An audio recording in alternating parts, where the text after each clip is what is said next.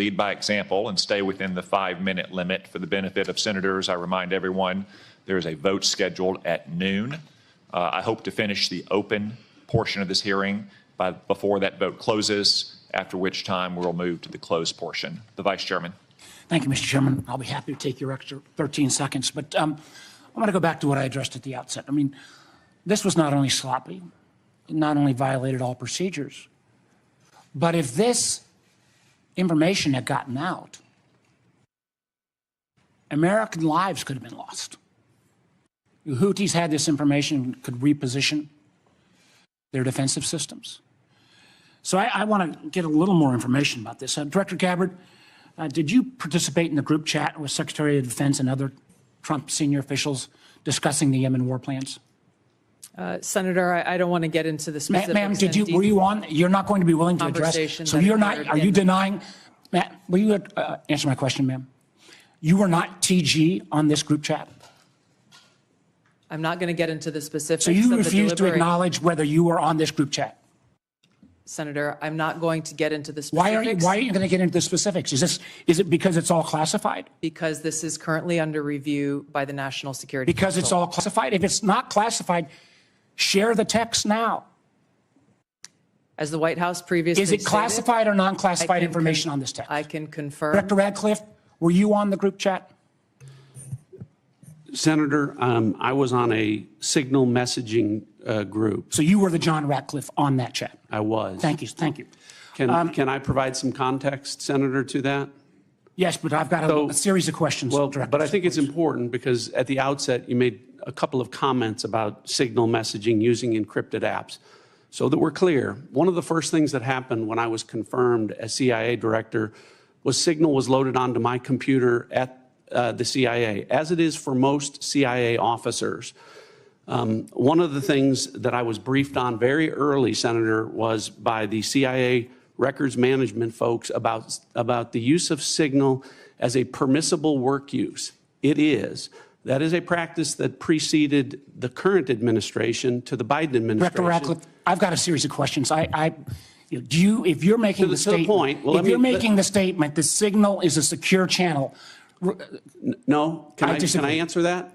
It is. I've got a series of end-to-end decryption. So it is. To finish, I understand encryption. It is permissible to use to communicate and coordinate for work purposes, provided, Senator, that any decisions that are made are also recorded through formal channels. Right. So those were procedures that were implemented. My staff implemented those processes, followed those processes, complied with those processes, and finally, just please, so my communications, to be clear, in a signal message group were entirely permissible and lawful and did not include classified information. Well, we will make that determination, because if it's not classified, share the text with the committee. You know, let me go on. Director Gabbard, you are the security executive and set access guidelines for classified information. Did you contact the defense secretary or others after this specific military planning was put out and say, hey, we should be doing this in a SCIF? There was no classified material that was shared in that. So then if there was no classified material, share it with the committee. You can't have it both ways. These are important jobs. This is our national security. Bobbing and weaving and trying to, filibuster your answer. So please answer the question. If this was Director Gabbard, if this was a rank and file intelligence officer who did this kind of careless behavior, what would you do with them? Senator, I'll reiterate that there was no classified material that was shared in that. And if there's no classified materials, share. And then if there's no classified materials, then you can't even answer the question whether you're on the chat. This is strangely familiar, and I think my colleagues will remember, when you couldn't answer the question, is Edward Snowden a traitor? Man, I have serious doubts about anyway. Director Gabbard, I'm going to give you this. Tweeted just 11 days ago, and I'm quoting you, any unauthorized release of classified information is a violation of the law and will be treated as such. So if this information is classified, what are you going to do? Senator, 2 points here. First of all, there's a difference between inadvertent release versus Careless and sloppy. malicious leaks of classified information. The second point is there was no classified information that was on Then the this signal committee group should get chat. that information. Director And the Patel, National Security Director Council Patel, is my time's about out, how and I'm this going to use occurred. my 12 seconds up the chairman came. Director Patel, has the FBI launched any investigation of this? Senator, I was just briefed about it late last night, this morning. I don't have an update. I would like to get an answer by the end of the day. At this point in the ordinary course of affairs, I would recognize Senator Collins. She asked me to express to you that she is under the weather this morning. She regrets her absence, but anticipates submitting written questions to which I would request your prompt replies for the senator. Senator Cornyn.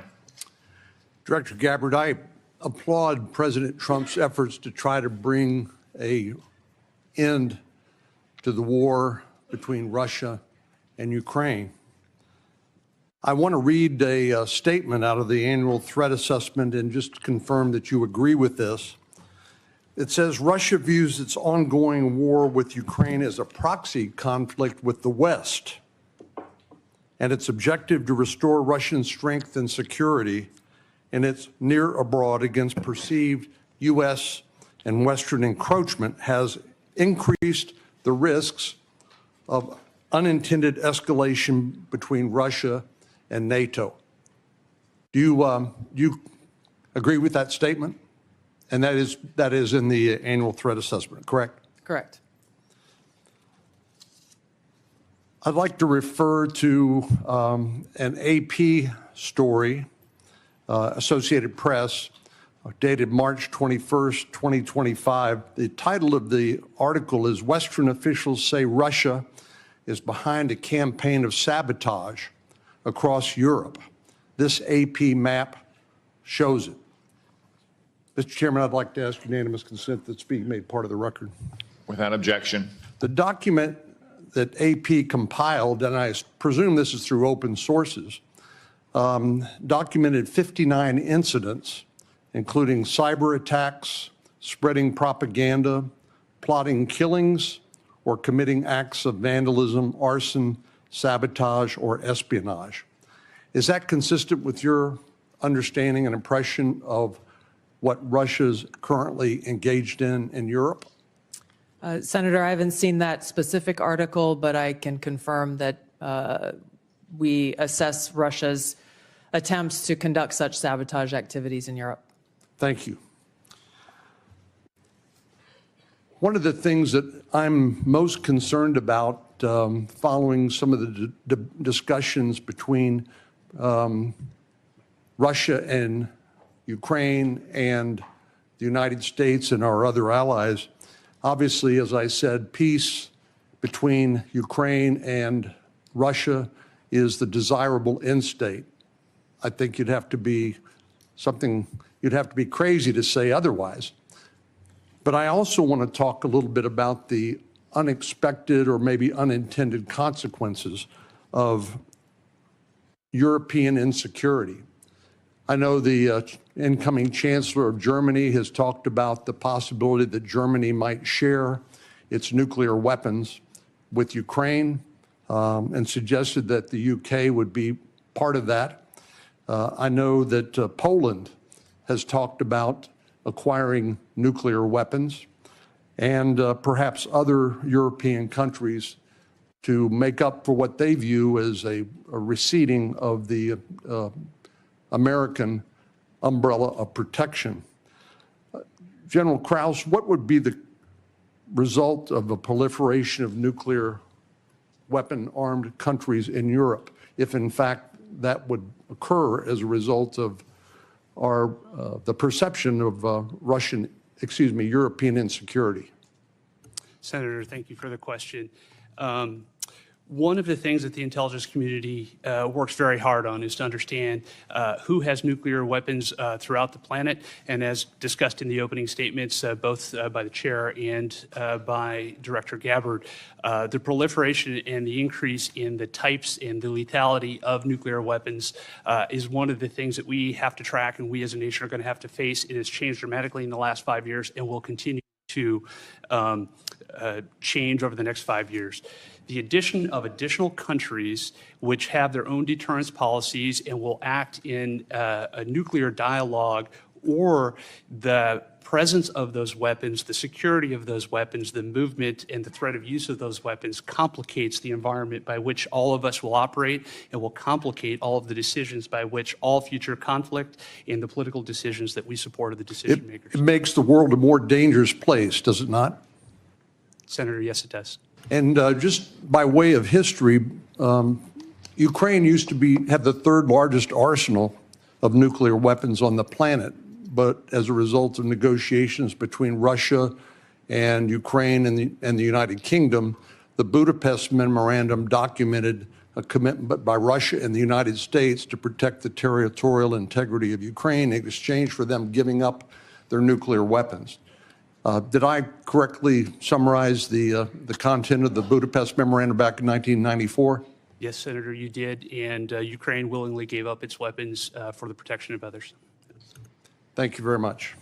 Senator Wyden. Thank you, Mr. Chairman. And obviously, my colleagues and I feel very strongly about the war planning meeting over unclassified phones. Obviously reckless, obviously dangerous. Both the mishandling of classified information and the deliberate destruction of federal records are potential crimes that ought to be investigated immediately. And I want to make clear that I'm of the view that there ought to be resignation, starting with the National Security Advisor and the Secretary of Defense.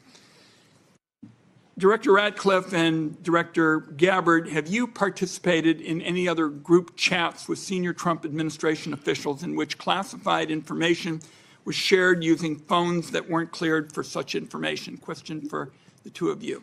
Senator, thank you for the question. I haven't, your question was, have I participated in any other group chats sharing classified information? To be clear, I haven't participated in any signal group messaging that relates to any classified information at all. Okay. Director Gabbard? Senator, I have the same answer. I have not participated in any signal group chat or any other chat on another app that contained any classified information. Yeah, and I just think it's important to follow through here. Would the two of you cooperate with an audit to confirm that that is that is the case? I have no objection.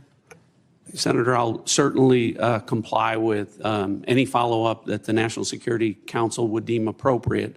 But again, to be clear, the use of signal message end-to-end encryption applications is permissible and was, in this case, used permissibly, at least to my understanding, and in a lawful manner. The seriousness of this is so clear. That's why I want to have an audit, and both of you gave me an answer indicating that you would be open to that, and I appreciate it. Director Patel, you weren't in this particular group chat, but have you participated in any chats on unclassified phones with other administration officials relating to national security? And if so, on what other topics? Thank you for your question, Senator, and not that I can recall. Okay. Question I have for you, Director Gabbard, involves this question of Elon Musk wasn't going to see the military's China war plans because he said he, quote, has business in China and he would be susceptible perhaps to that. That was his comment. So as DNI, you're responsible for security clearance policies across the government. Under your watch, how are you going to go about carrying out this obligation? Because I think it obviously is a very significant one in terms of American national security. Thank you, Senator. As you know, the Office of the Director of National Intelligence provides oversight over these different 18 intelligence elements. Leaders within those elements are empowered with that responsibility to uphold the trust that the American people have placed in them. In this example that you've cited, both Secretary Hegseth as well as President Trump completely denied the assertion that Elon Musk was going to receive any kind of classified war plan brief pertaining to China or any other country. So on the question of whether the president has the prerogative to get clearances is really the area that I want to touch on, because you're formally responsible for security clearance policies, and that's why I'm asking about it. So can a president decide who gets the clearance? Yes. So what about your role? You're formally responsible for security clearance policies. That is also true. So how do we resolve it? President just gets his way. The elected president and commander-in-chief has the authority to provide a security clearance to those who he deems necessary. Mr. Chairman, and to the ranking member, I think we have to have a further discussion on this and figure out what the ground rules, are. I think it's clear what the director says. I just think we need more clarity, because I think you have the formal responsibility for security clearances, and now we've heard that this somehow is going to be the president's project, and I think we ought to have further discussions. Thank you, Mr. Chairman. Senator Langford. Mr. Chairman, thank you. Thank you to all of you, your service to the country. It matters. There are a lot of citizens of our country right now that have much greater security in their life because of the work that you do and the people that are working around you do. So I just want to say I appreciate that. For the folks in Oklahoma, they would definitely want me to be able to say thank you for your service. Let me ask a couple of questions on this. Director Gabbard, let me start with you on this. Iran has been listed as one of the top sponsors of terrorism for a very long time. They are the primary armors of Hezbollah, of Hamas, of the Houthis. They're arming the Russians to be able to kill Ukrainians. They continue to be able to destabilize the region. And just in the recent days, when many nations in the Gulf region have talked about how to provide greater stability, Iranian leadership stepped out and made very clear statements. They want a one-state solution for Israel, and it's to drive out all Jews. So this continues to be an issue not just for the region, but for Americans in particular. So my question is on this is the sanctions and the effect of sanctions, what we know about the Iranian response. Under the Biden administration, those sanctions will turn down, where, quite frankly, Iran has been able to sell $90 billion in oil on the global market to be able to rearm itself and all the others around the region. Now sanctions are now going back on to Iran again. What do we know about the effect of those sanctions? Thank you, Senator, for the question. These sanctions have just begun to be reinstated, so the full effects have not yet borne fruit. But the message that the president has sent with his maximum pressure campaign is certainly heard.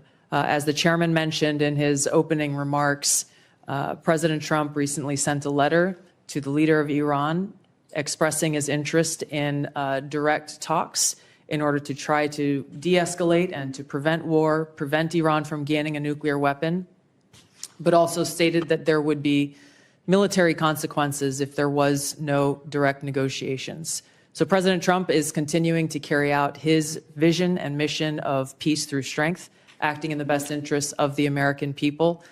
We will see what choices are made from here. Okay, thank you.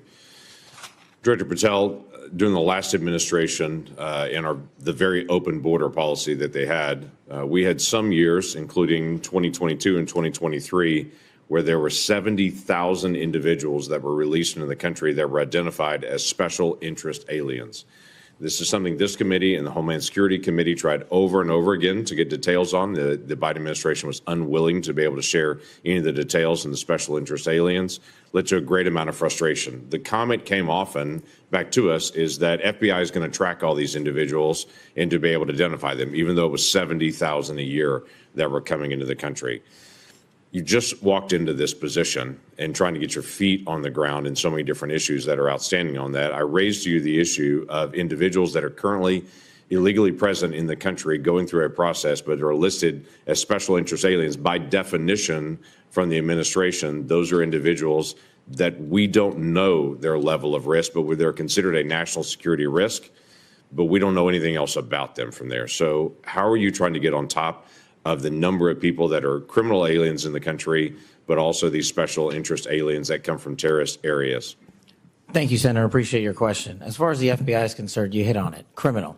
So we are focused across our interagency partners at DHS, ICE, CBP, CISA, and elsewhere to identify through our information sharing networks that we have stood up with state and local law enforcement to provide us the details on any criminal evidence relating to any of the individuals you highlighted.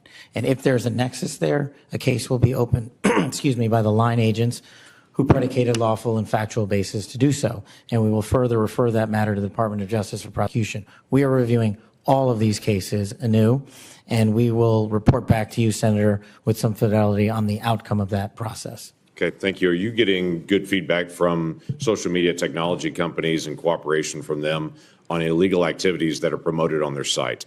All the different sites have rules and standards for what can and can't be done on that. But for instance, in the border areas, many of the sites are allowing child trafficking, or they're allowing basically the hiring of Americans to come be drivers and such, and they know this is being circumvented. Are they working with you on that to be able to take illegal content off their sites? Thank you, Senator. And we have engaged directly at the top levels of all the private sector software communities and social media companies, and they have been very helpful because they have been told that this is a priority for me at the FBI to work with them because they have so much information to share back with us. Now, that's, of course, just on the public systems. We're not talking about the darknet. Thank you. Thank you, Mr. Chairman. Senator Heinrich. Thank you, Chairman. Director Ratcliffe, I want to start with you. Who determined that the content of this discussion on Signal was not classified? Senator, I guess I'm not. Well, for example, I can speak to my personal knowledge. There was no classified agent mentioned as part of this story. Normally, that would be classified information. So I guess what I'm asking is, did you just determine it was not classified, or was there any declassification after the fact? So to be clear, so everyone understands the process, as we talked about, Signal is a permissible use. I understand has been used that. at the CIA, has been approved by the White House for senior officials. And appropriate for many conversations. And recommended by CISA for high-level officials who would be targeted by foreign adversaries to use end-to-end encrypted apps whenever possible, like Signal. In this case, what the National Security Advisor did was to request through a Signal message that there be coordination. So you mentioned the name of a CIA active officer, correct? So I didn't mention the name. You didn't mention the name. Existence of that. And in the article, the implication was that somehow that was improper. That was not the case. So a CIA officer was not operating undercover. So the request for coordination was for a staff member to coordinate on the high side. So I communicated the name of a CIA officer not operating undercover, completely appropriate, who does openly and routinely coordinate with the White House as a member of my staff. So the intimation there that there was something inappropriate was clearly incorrect. Director, did it occur to you that given the sensitive nature of this discussion, that it could just move to the high side?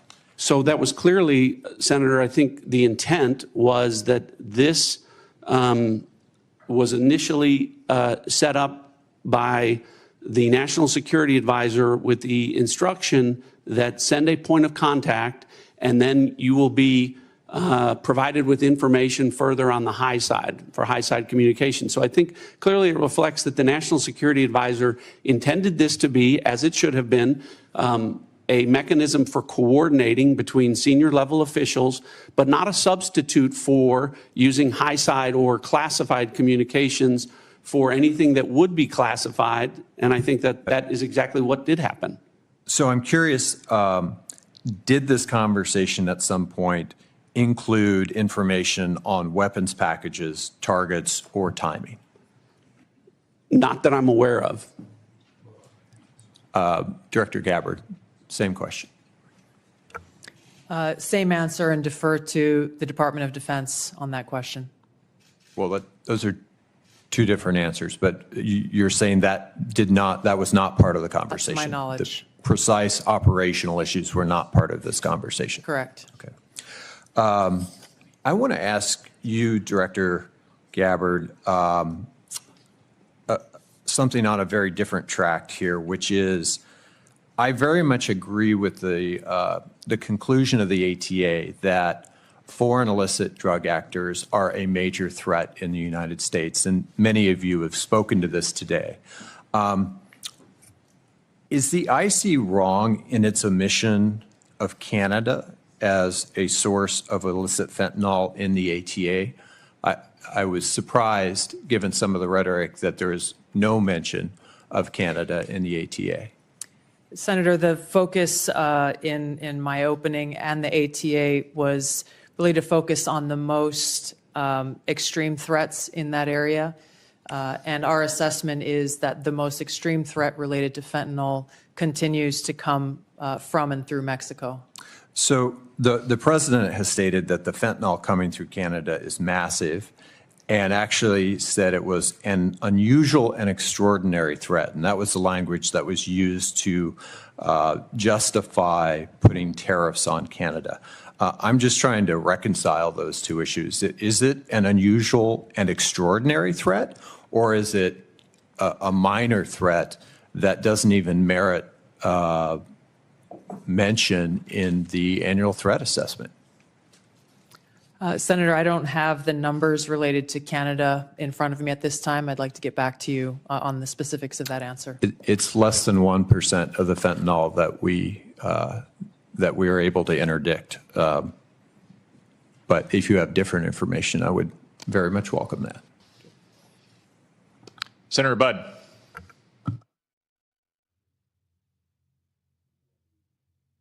Thank you all for being here. And Director Gabbard, prior to your role here, we had a big storm in western North Carolina, and you were among those first from outside our state to show up. So thank you for your work there. Thank you for your ongoing work there and that of your family as well. It was good to see them when out in western North Carolina last week, so thank you. Director Hawk, so what do we need to do in regards to Volt Typhoon? There's a lot of pre-positioning that went on there. So where are we with that? And what do we need to do in regards to our power companies, whether it's generation or distribution, Duke Energy in my home state, or even the rural electric co-ops? What do we need? What have we learned? And what can I tell them? Senator, 99% of the critical infrastructure in the United States is controlled by private companies. So that really drives us to talk about how do we partner with industry and with the commercial sector, in this case, the power sector.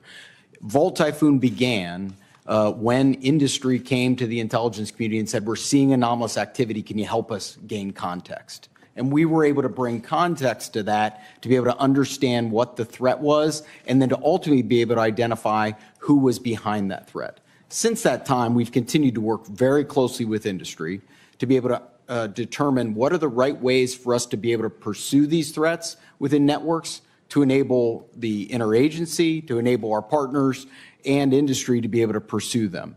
That's the approach we have to take. It is a collaboration between the government and industry to be able to eradicate these threats, and we have continued to pursue them together since our first identification and notification that we did related to this particular threat. Thank you. What have you done on the offensive side here in regards to, I think there were three, Salt Typhoon, Volt Typhoon, and even Flax Typhoon. Maybe there were others, but those are the three that are known. Senator, I've been given really clear guidance in terms of what the Secretary of Defense expects in terms of our aggressive approach to be able to restore deterrence, and I look forward to talking with you about that in the closed hearing. Look forward to that. Directors Gabbard and Ratcliffe and Patel, thank you all again for being here. So as you're all keenly aware, Section 702 of FISA is an extremely useful authority to help keep our nation safe. I also know that we need to rebuild American people's trust and confidence that such authorities are not being misused by the intelligence community to unlawfully target Americans. So since taking over your respective agencies, can you tell me and tell the American people how effective the recent changes have been in protecting privacy and civil liberties of each and every Americans? And then if you will, comment on how useful the authority is in generating intelligence that actually protects the homeland. We'll start with you, Director Gabbard. Senator, Section 702, which authorizes the foreign collection of non-U.S. persons outside of the United States, continues to be one of our most effective collection tools to ensure our national security. There are a number of reforms that the Senate passed, that Congress passed last year, that have proven to strengthen the protections of Americans' Fourth Amendment rights. In the short time that I've been in the seat, I've seen a few examples of that directly, most recently through the FISA court, calling in an amici to come in and weigh in on a dispute regarding provisions that would further protect Americans' Fourth Amendment rights. I'll be visiting our friends at the NSA next week and doing a quote-unquote ride-along to observe directly how those reforms that Congress passed are being implemented to protect Americans' civil liberties, and look forward to reporting back after I've had that opportunity. Thank you. Director Patel.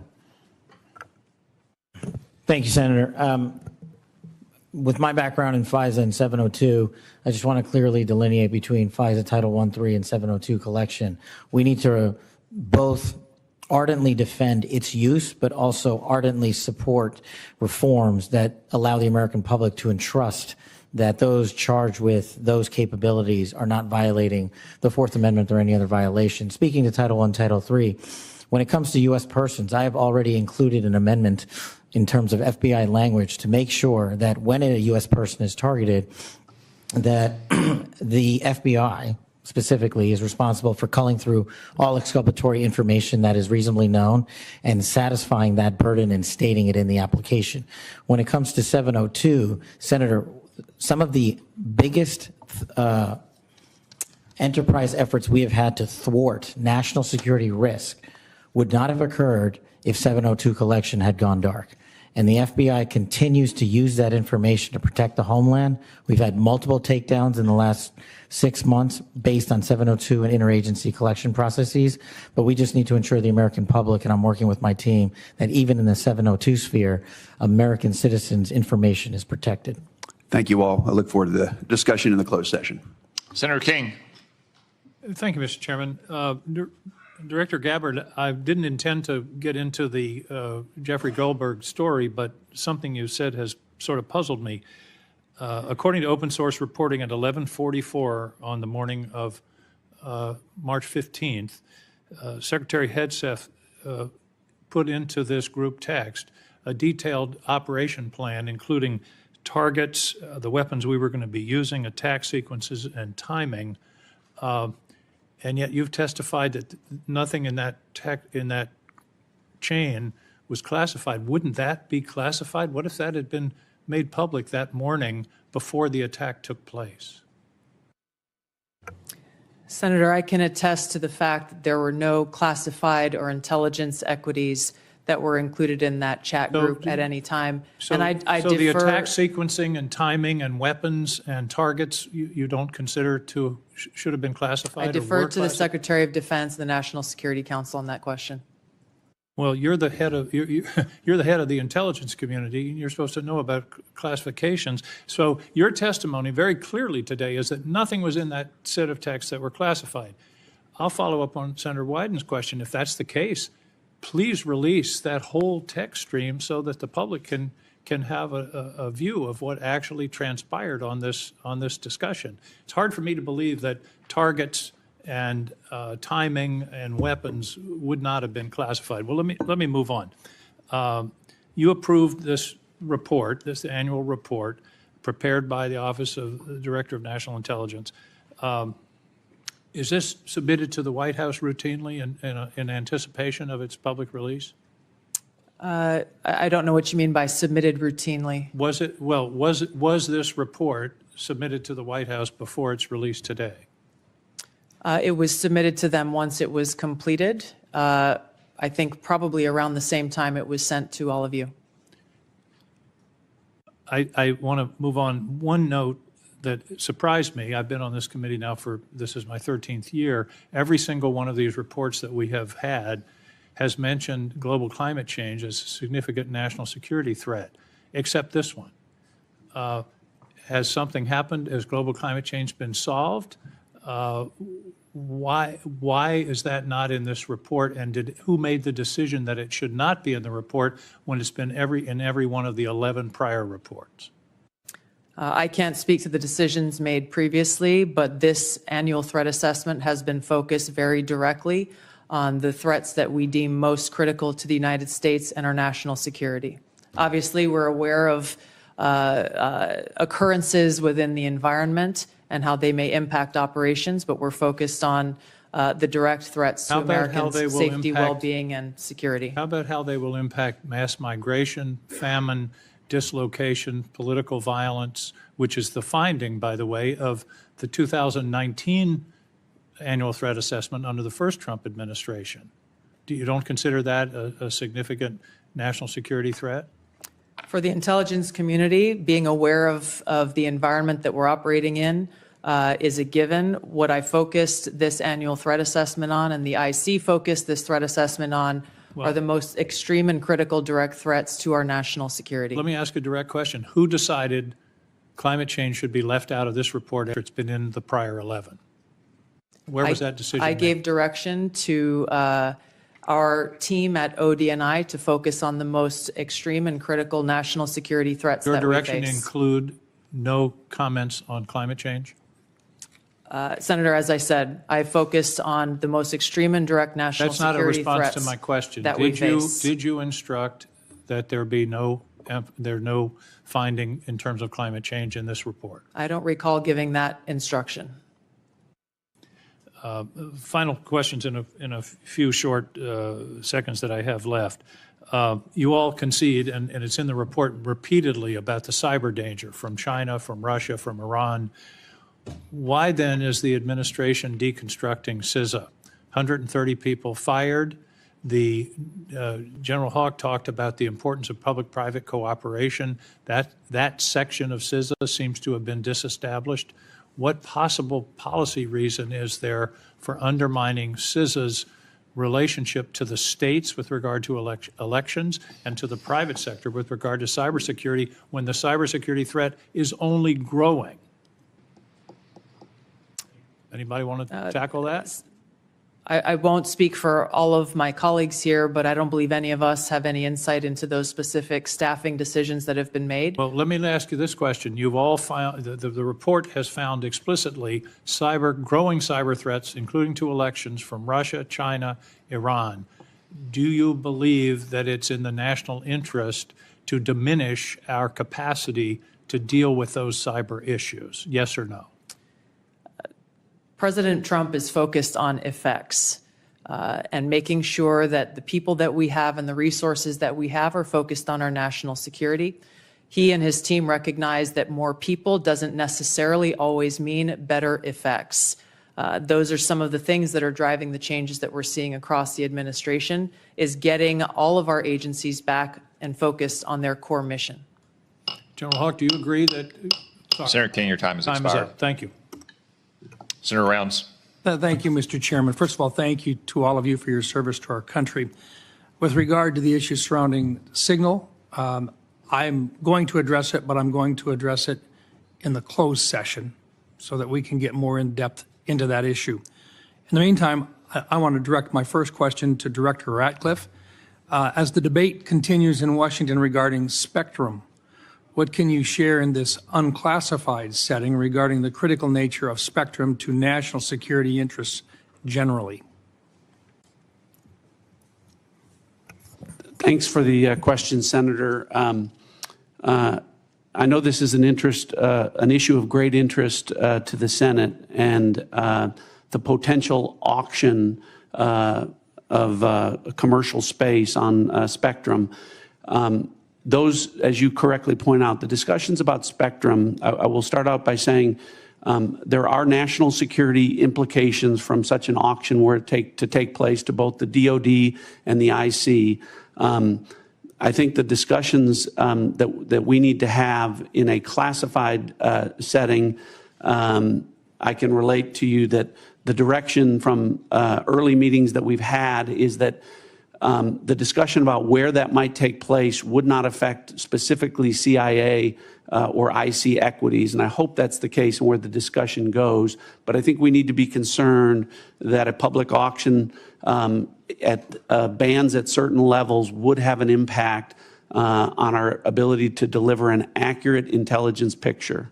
In other words, there are parts of the spectrum which simply cannot be shared with the commercial. That's correct. All right. Thank you. And we can talk about the specific reasons about why in a classified setting that would cause a diminishment of our ability to deliver a good threat picture to the commander-in-chief. And in some cases, life or death consequences Absolutely. involved. Thank you. Director Patel, first of all, I just want to thank you for what you are doing. And I know that there's a number of items that in your previous life you did that simply can't be discussed. But nonetheless, we've appreciated what you have done for your country already. Today, I just wanted to talk to you about, we've seen a series of public news reports about ISIS threats within the United States. And there have been several successful interdictions, Oklahoma City, Philadelphia, New York. Although the question remains as to the total number of ISIS operatives who were able to breach porous borders in the months and years before policy changes in this January of 2025, to what extent is the FBI tracking operatives who remain in the United States today, and what is the FBI doing to track them down? Thank you, Senator. I appreciate your question and your comments. So the priorities at the FBI since I took over have been violent crime and national security, and this speaks directly to national security. The direction for the FBI is to track down any individuals with any terrorist ties whatsoever, whether it be ISIS or another foreign terrorist organization, and now to include the new designations of the cartels down south and elsewhere. So the FBI is utilizing our Joint Terrorism Task Force, which are situated in all 55 field offices. But the key to success there is our partnership with state and local law enforcement who have the ground level intelligence on some of these operatives. And as you've highlighted, we've already shut down numerous threats, and we've identified publicly where permissible these threats and individuals and where they're coming from. And I think the FBI is doing a very good job right now in collecting this information through our interagency process. And we will continue to thwart every bad actor affiliated with a terrorist organization or otherwise. Thank you.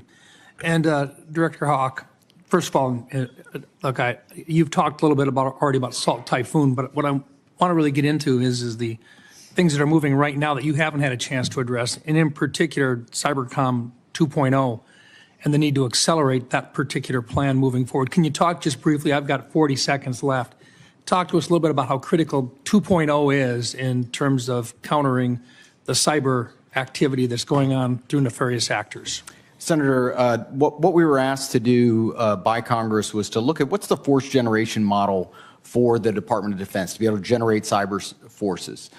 Based off of that request, I produced the recommendation for the Secretary that outlined 3 critical things, which is really how we manage the talent, how we develop the talent in the department, and also how we equip that talent underpinned by compute and AI. We've brought that plan initially back to Secretary Hegseth. He told us to go faster. We've delivered him that plan. And now, based off of his guidance, we will now begin to move forward with the rest of the department. Thank you. Thank you, Mr. Chairman. Senator Bennett. Thank you, Mr. Chairman. Thank you very much for holding this hearing, and thank you for being here.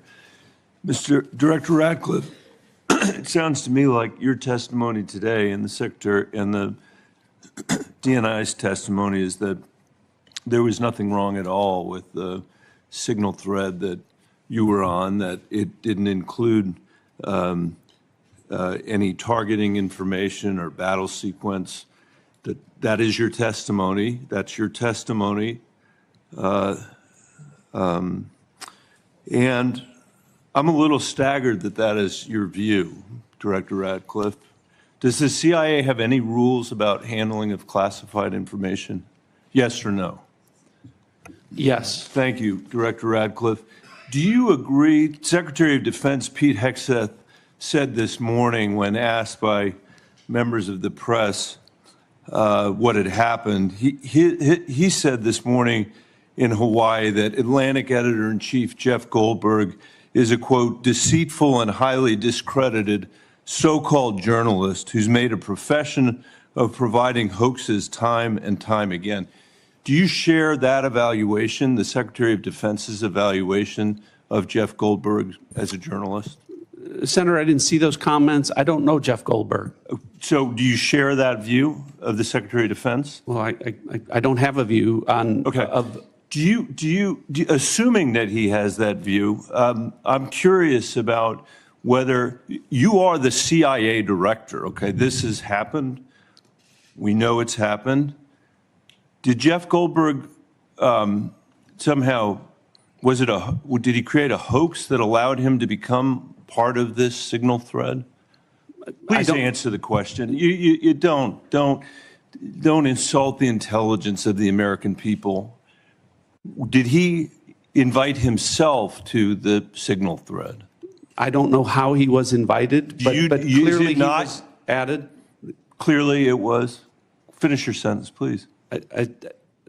Clearly he was added to the signal group. Your question is, you don't know that the president's national security advisor invited him to join the signal thread? Everybody in America knows that. Does the CIA director not know that? I've seen conflicting reports about who added the reporter to the signal messaging group. You think that it's perfectly appropriate that there was a reporter added, especially one that the Secretary of Defense says is deceitful, highly discredited, a so-called journalist who's made a profession of peddling hoaxes over and over again? Is your testimony that it was appropriate that he was added to this signal thread? No, of course not. And why did you not call? Hold on, Senator. You're mischaracterizing my testimony. Good. You answered the question. Let me ask you. When he was added to the thread, you're the CIA director. Why didn't you call out that he was present on the signal thread? I don't know if you use signal messaging app. I do. Not for classified information, not for targeting, well, neither not do I, for anything Senator. remote. Neither do I, Senator. Well, that's what your testimony is today. It absolutely is not, Senator. Were you not listening at the beginning? No. When I said that I was using it as permitted, it is permissible to use. I agree that's your testimony. Yeah. I agree that's your testimony. You asked me if I use it, and I said not for targeting, not for classified information. And I said I don't either.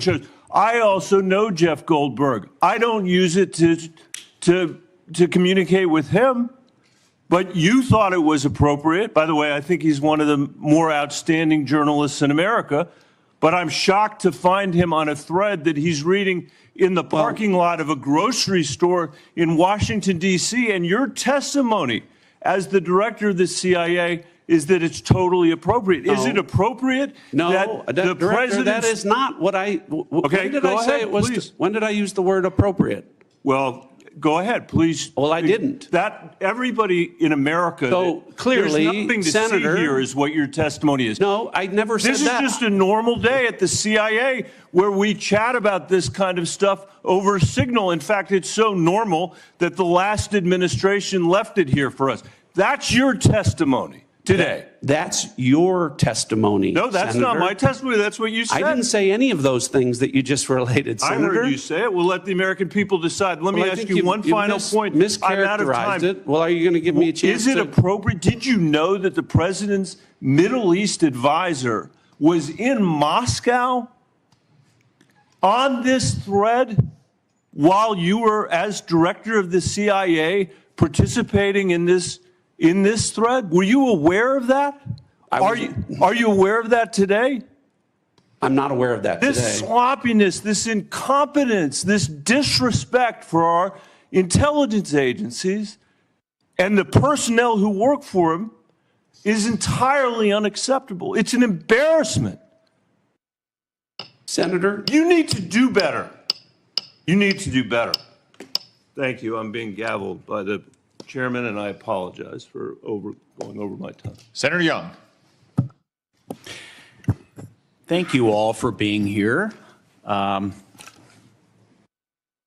I'll be asking some follow-up questions, clarifications about this Signal episode in a closed setting, and try and work with all of you to bring clarity to that situation. It appears to me there's some unanswered questions. It'll take some time, I think, to get there in a more dispassionate setting.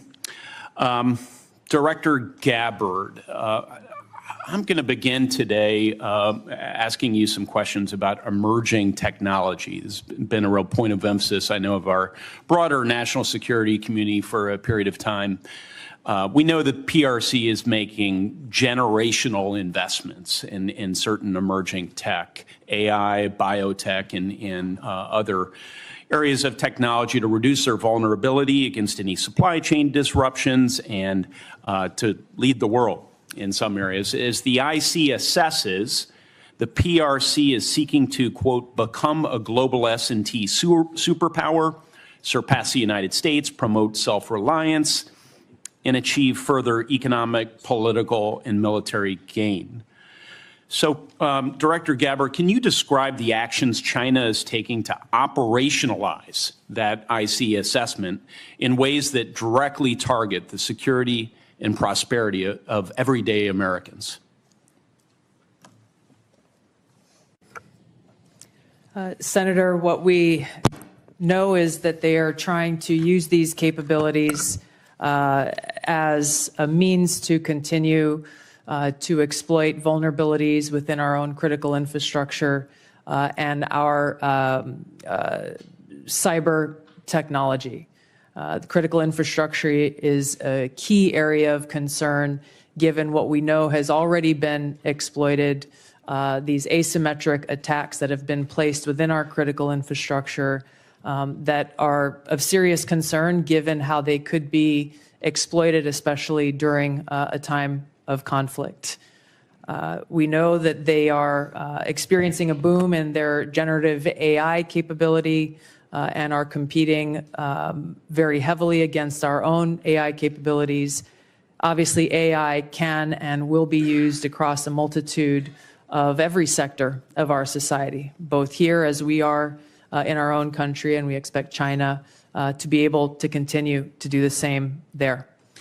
So two key areas of vulnerability to the United States, conceivably, susceptibility to cyber attacks, and as China's leveraging of AI towards misinformation, increasingly into the physical realm, they can pose threats to us as well. As follow-up, Director Ratcliffe, you know, we've had Huawei, we've had TikTok. What do you believe will be the next point of technological friction and competition between the U.S. and China? What should members of Congress be looking for? Senator, I think I can answer this question more fully in the classified setting. What I would say is it relates to the issue of emerging technologies and matters of quantum computing and quantum sensing, and our ability to stay ahead of China on the technological curve with respect to those issues. I'd be happy to get into that in further detail in a classified setting. Excellent. We'll dive into that. Director Haw, General, how do you see biotech playing into this broader competition? I think it's an area that, from our perspective, has increasingly been a priority as we want to understand the approach that China's taken, and also to ensure that as we think about the president's priorities in terms of both economic and technology security, we are certainly, as a community, following DNI's guidance, that we are increasingly putting our resources to be able to ensure that we understand where China is investing in those resources and how that will impact our economy and overall the overall health of our national security. Thank you, General. Director Gabbard, not a lot of time left on this end, but I do have a little crypto interest I wanted to communicate to you. Can you share with this committee how we're positioned to disrupt foreign cyber efforts to steal cryptocurrency, such as the North Koreans have successfully done? If others would like to pull this thread and weigh in on this question very briefly, that would be great. Senator, we're obviously aware of North Korea's revenue generating by stealing cryptocurrency has had a significant effect on North Korea's capabilities. I defer to our technical experts on the actions that are being taken. Senator, I think this would be a great topic when we go to closed session. It's going to be a busy closed Agreed. setting. Yes. Director Patel? I agree with the general. In closed session, I can provide some details. It's what you get when you visit with a bunch of spies. All right, Chairman. Senator Kelly. Thank you, Mr. Chairman. I'm going to come back to the topic of the day here, the signal chain as reported by The Atlantic. Ms. Gabbard and Mr. Ratcliffe, you each testified that there was no information operational in nature, no classified information. So I want to ask each of you just a series of, just respond yes or no. I'll start with Ms. Gabbard. In the signal chain that we have been talking about, was there any mention of a target in Yemen?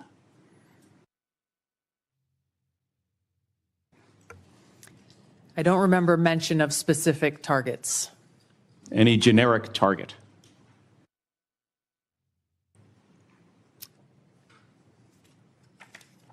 I believe there was discussion around targets in general.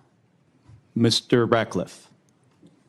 I think that's consistent with my recollection. Again, I don't have access to that. Was there any mention, Ms. Gabbard, of a weapon or weapons system? I don't recall specific weapons systems being named. I'm not talking about specific, any weapon or weapons system. I don't recall specific names of systems or weapons being used or named within the Well, chat. I'm not asking whether, I don't want you to tell me what the specific weapon was, but any weapon at all. Mr. Ratcliffe, same question. I don't recall. How about anything about timing? Ms. Gabbard? I don't recall specific timing. Was there any mention? I won't get into the detail of the conversation, but obviously there was a significant amount of planning and internal discussions that had occurred prior to and outside of this signal chat. Mr. Ratcliffe, you're nodding your head. Any mention of any military unit whatsoever?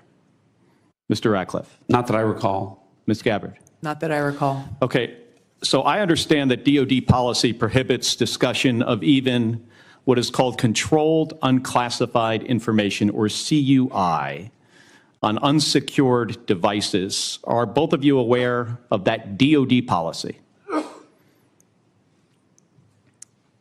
I haven't read that policy. Not familiar with the DoD policy, but I would say that the Secretary of Defense is the original classification authority for DoD in deciding what would be classified information. Ms. Gabbard, does the intelligence community have a policy that prohibits discussion of controlled unclassified information? Yes. It does. Okay. Controlled unclassified information, according to DoD, includes information that is information that has not been approved for public release. Would you, of what's been disclosed publicly of the signal chain, would either of you feel that that would be approved for public release? Ms. Gabbard. The discussion that took place in that signal chat group was a conversation reflecting national security leaders and the vice president around the president's objectives. So yes or no, would you approve that for public release? I don't feel I can answer that question here. Because of the nature of this hearing? Because of the nature of a private discussion that took place between individual leaders in our government. It would make sense that you would not approve it for public release, wouldn't it? There are other factors that would go into that consideration. Mr. Ratcliffe, yes or no? I wouldn't approve the release of classified information. Again, as I've said, my I'm not talking about understanding is classified information, Mr. Ratcliffe. I'm talking about information that has not been approved for public release. That is information that is considered controlled, unclassified information. The principals that would have been on that would have been individuals capable of approving that for public release. I got 20 seconds. The deliberation as to whether or not we should launch a strike on another country, would you consider that classified information, Ms. Gabbard? Well, the information was not classified. I'm not talking about this. I'm just talking about deliberation from principals as to whether or not we should launch a strike on another country. Would you consider that classified information? I'm not talking about what happened this week. There are other factors that would go into determining that classification. Mr. Ratcliffe, the deliberation between principals in our national security apparatus about whether or not to strike another country, would you consider that to be classified information? Pre-decisional strike deliberation should be conducted through classified channels. Thank you. Thank you, Mr. Chairman. If I may, I just want to return, Mr. Ratcliffe, to your answer there in part, Senator Kelly. It's been raised at several occasions now in this hearing about whether classified information was discussed in this chat. And you mentioned about the Secretary of Defense being what you called, I think, the original classification authority. Correct. Correct. I think it's important for the public to understand that although you and Director Gabbard are original classification authorities on many matters, you're not that for all matters that might be classified in the government. Is that right? That's correct. So if the Secretary of State has classified sensitive diplomatic details, that's his authority. If the Secretary of Energy has sensitive classified information about our national laboratories, that's his authority. And the two of you can't speak to other departments who have their own original classification authority, and which, of course, as Director Gabbard said, ultimately rests with one person, the President of the United States. Is that correct? That's correct. Okay. I just wanted to clarify that. It looks like the Vice Chairman wants to weigh in as well. Just very briefly.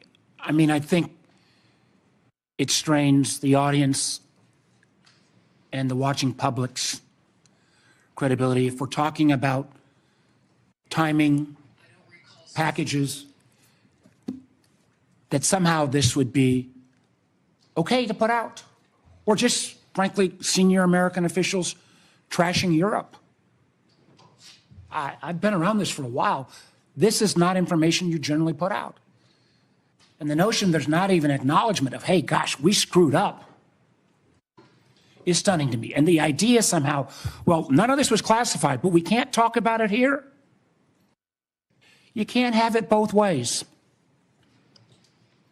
I think the witness's point is that they can't speak for every official in the government who has original classification authority. Chairman, I don't, that's not what I'm not trying to litigate that. I'm trying to litigate on the face unless, as Senator Bennett said, this reporter is somehow making this all up. And I think the White House has acknowledged that the text chain that he submitted was authentic.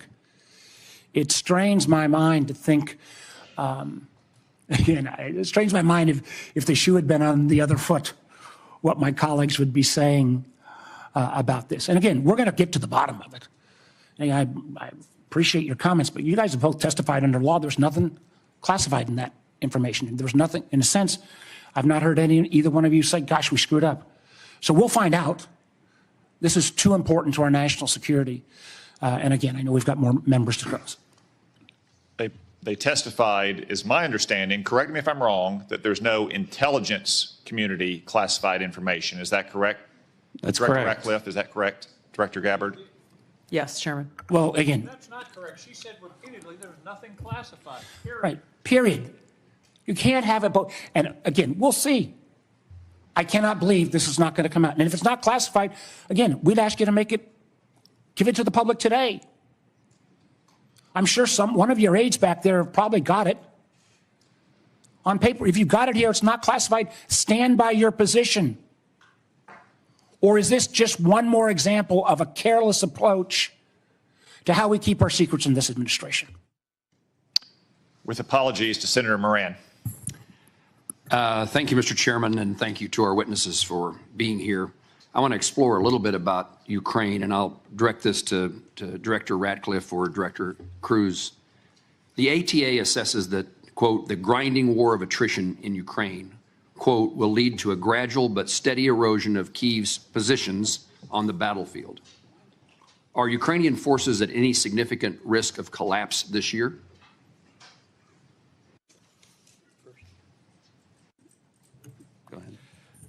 Before I turn it over to Director Ratcliffe, I think both sides are working through the equipment that they need, the industrial base they need to support that, and the personnel that are required to man all of that equipment and man the front lines.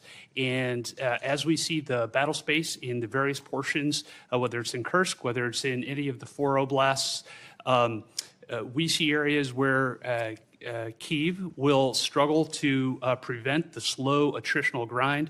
We do not see an imminent collapse in any of the line of control battle spaces at this point.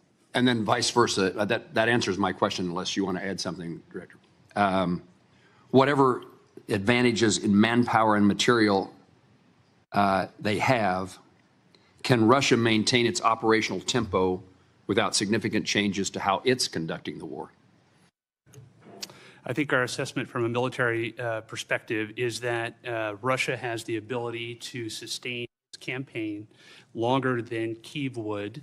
Now, when that timeline hits, we do not have an assessment of, but I believe that if this were to go on for more than the remainder of this year, both sides would have a significant challenge maintaining their defense industrial base as well as their operational ops tempo.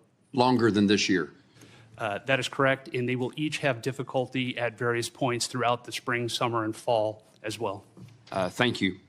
Director Ratcliffe, ATA says continuing the Russia-Ukraine war perpetuates strategic risks to the United States of unintended escalation to large-scale war and heightened insecurity among NATO allies.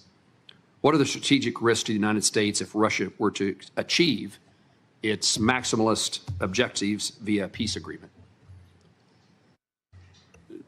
Achieve via peace agreement? Yes.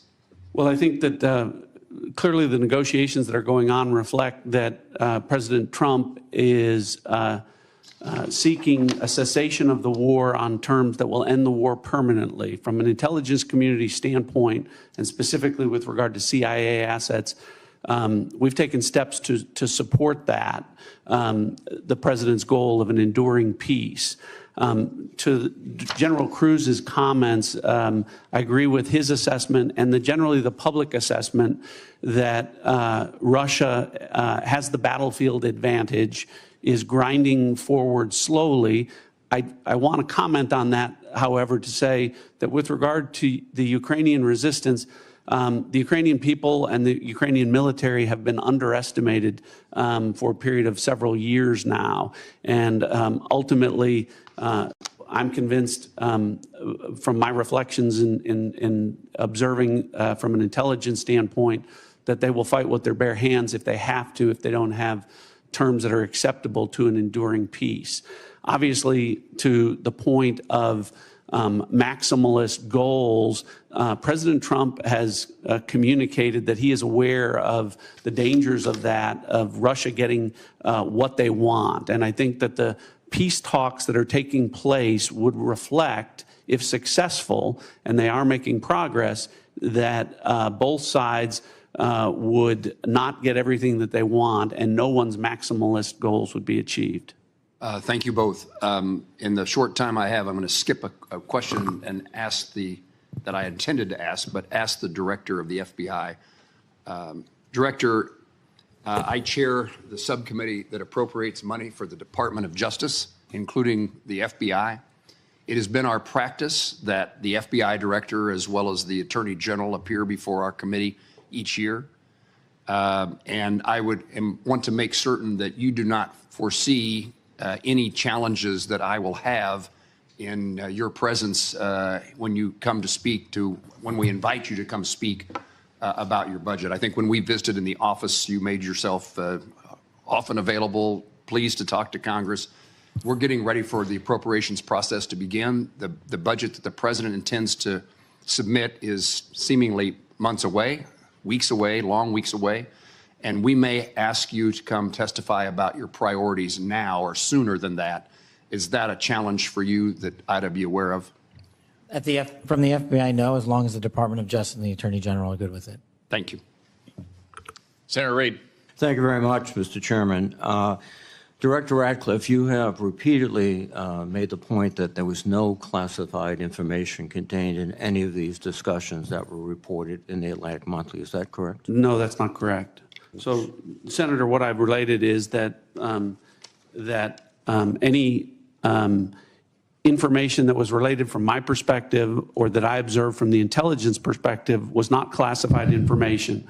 With respect to the assertions and the allegations that there was strike packages or targeting information or things that relate to DOD, as I've pointed out, the Secretary of Defense is the original classification authority for determining whether something's classified or not. And as I've understood from media reports, the Secretary of Defense has said the information was not classified. Are you aware that the Secretary of Defense declassified this information prior to the discussion? I'm not. Director Gabbard, same question. You've indicated, at least the impression I got, was that there was no classified information discussed. Is that correct? Senator, my answer is the same as the director of the CIA's. So the question has to be posed to Secretary Hegseth whether he declassified the information and at what point he did declassify it. Do you agree? Yes, I defer questions to the Secretary of Defense. Okay. Director Patel, are you conducting an investigation of these discussions and activities? Thank you, Senator. As I informed the vice chairman on the same question, I found out about this late last night, early this morning, so I don't have an update for you on that. Well, thank you. When you get an update, we'd appreciate it very much. Yes, sir. Director Gabbard, were you overseas during any parts of these discussions? Yes, Senator, I was. Were you using your private phone or a public phone for the signal discussions? I won't speak to this because it's under review by the National Security Council. Once that review is complete, I'm sure we'll share the results with the committee. What is under review? It's a very simple question. Are you your private phone or an officially issued phone? What could be under review?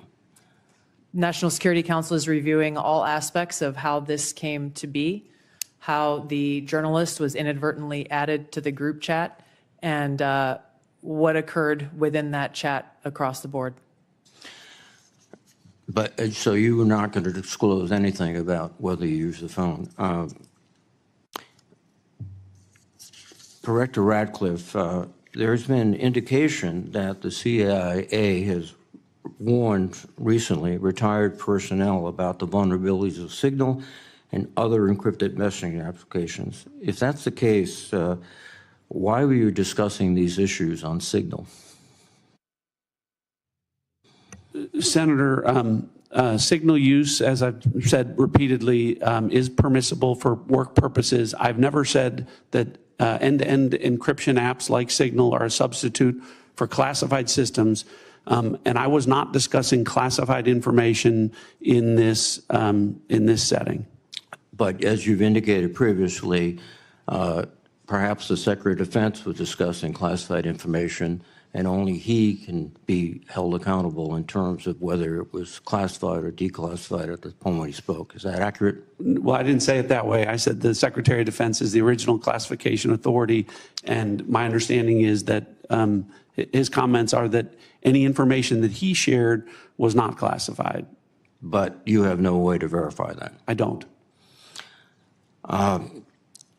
Again, this is a very troubling example and a great lapse in our intelligence and our discussion.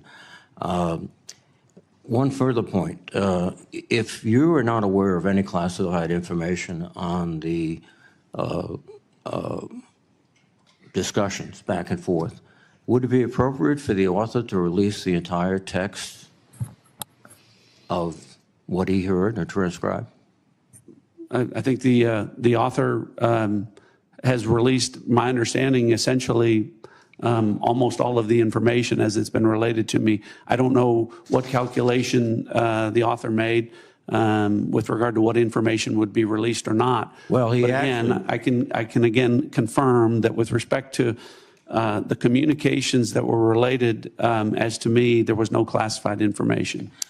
According to the article, quote, the message contained information that might be interpreted as related to actual and current intelligence operations, and the author did not disclose that information. So the question would be, if he disclosed everything he heard, in your view. That wouldn't be classified information. I know the context of what that is, and I think the author said might be interpreted as related to intelligence information. It was not classified information. So it goes back to my point. If he released all this information he did not release, he could do so without any liability at the federal level. I think you're asking for a legal answer that I'm not able to give you, but. Mr. Patel, can you opine? You're a lawyer and you're the director of the FBI. Would he face any legal liability if he released the information? Because of the questions you and the Vice Chairman have put to me, I'm not going to prejudge the situation, and that legal call is ultimately for the Department of Justice. Thank you. Thank you very much, Mr. Chairman. Senator Ossoff. Thank you, Mr. Chairman, and thank you all for joining us and for your service. Just to make sure I understand some of the basics here, so Director Ratcliffe, you were a member of the Houthi PC small group signal chain, correct? I was. Yeah, and so were the Vice President, the Secretaries of State and Defense, the National Security Advisor, and Ms. Gabbard, correct? I believe so. I don't have a list of who was invited to be on. And so was national political reporter Jeffrey Goldberg, correct? I don't know that. Yes, you do. I don't know Jeffrey Goldberg, and I've already testified. I don't know whether or how he was added. Okay, well, he was a member of the signal chain, and the discussion included the Vice President's private opinion on the wisdom of proposed U.S. strikes in Yemen, correct? I don't recall. Vance, quote, I think we are making a mistake. I am not sure the President is aware of how inconsistent this is with his message on Europe right now. There was a strong argument for delaying this a month. You don't recall? I don't, as you don't recall seeing that? Read that. I don't. It included the private opinions of the Secretary of Defense on the timing of strikes in Yemen, correct? I don't recall. Director Ratcliffe, surely you prepared for this hearing today. You were part of a group of principals, senior echelons of the U.S. government, in now a widely publicized breach of sensitive information. You don't recall whether the Vice President opined on the wisdom of the strikes? That's your testimony today under oath? In that setting, I don't recall. Here's what Secretary Hegseth said, quote, waiting a few weeks or months does not fundamentally change the calculus. Two immediate risks on waiting. One, this leaks and we look indecisive. Two, Israel takes an action first or Gaza ceasefire falls apart and we don't get to start this on our own terms. Your testimony is you don't recall the Secretary of Defense sending that message or reading it?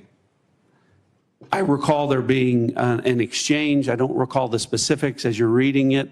Well, let's put it this way, Director Ratcliffe, a discussion by senior U.S. officials on the timing and risks of a proposed military campaign and disagreements between the President and the Vice President about U.S. plans and intentions would be of obvious interest to foreign intelligence services, would it not? Yes. And they were discussing the timing of sending U.S. air crews into enemy airspace where they faced an air defense threat, correct? I'm going to, Senator, defer to the other principles that you're referring to about what the meaning and the context of what they were They're talking about auditing. the timing of U.S. airstrikes, correct? Yes. Yes, and therefore the timing of sending U.S. air crews into hostile airspace, correct? Yes. And therefore the time period during which enemy air defenses could target U.S. air crews flying in enemy airspace, correct? I don't know that. You do know that. Let me ask this question, General Hawk. You lead America's signals intelligence collection. Would the private deliberation of foreign senior officials about the wisdom and timing of potential military action be a collection priority for you and the U.S. intelligence community? Senator, it's our job to do indications and warning for both the plans and intentions of adversary leaders and for military commanders. And would not information about the timing of airstrikes allow a military to pre-position or cue air defense systems to shoot down enemy aircraft? I think, Senator, from our perspective, any advance warning is something that we certainly are trying to protect. Yeah. Director Ratcliffe, this was a huge mistake, correct? No. A national political... Hold on. No, you Let me hold answer. on. No, The Director answer- the Ratcliffe, reason I I asked you say a yes no- or no question, and now you'll hold on. A national political reporter You can characterize it how you want. was made privy The White to House has sensitive made information clear about that there imminent was an military inadvertent operations against a mistake, foreign terrorist an inadvertent organization. mistake of adding a reporter. And that wasn't a huge to a mistake? seal. That wasn't a huge mistake? Well, I think they characterized This is it an as a embarrassment. mistake. This is utterly unprofessional. There's been no apology. There has been no recognition of the gravity of this error.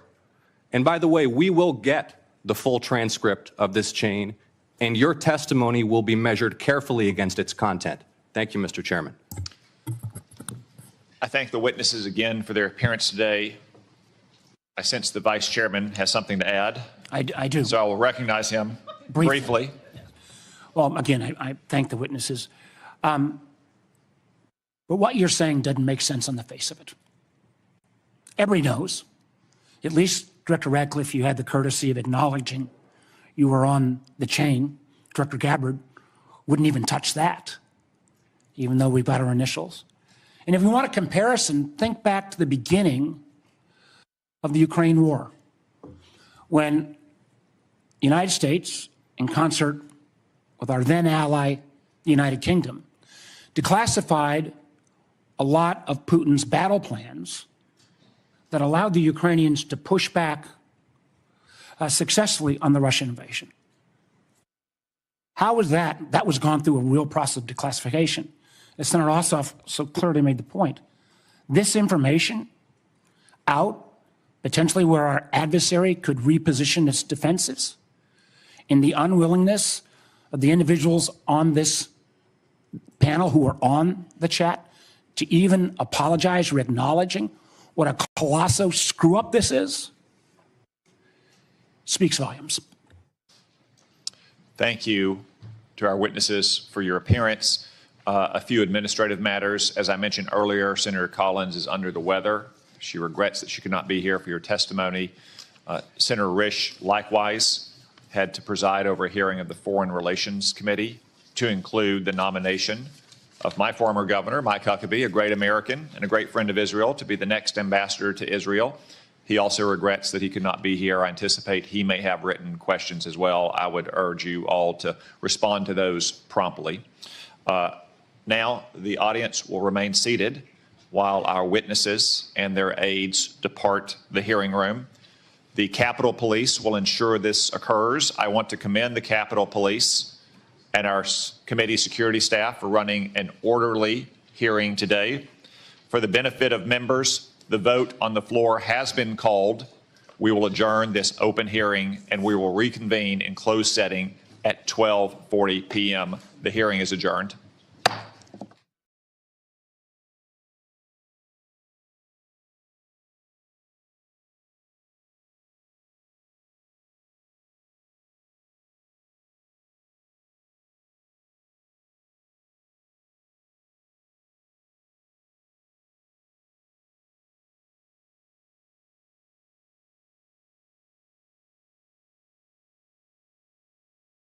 Intelligence community whom you're here to represent today. Their successes are seldom celebrated.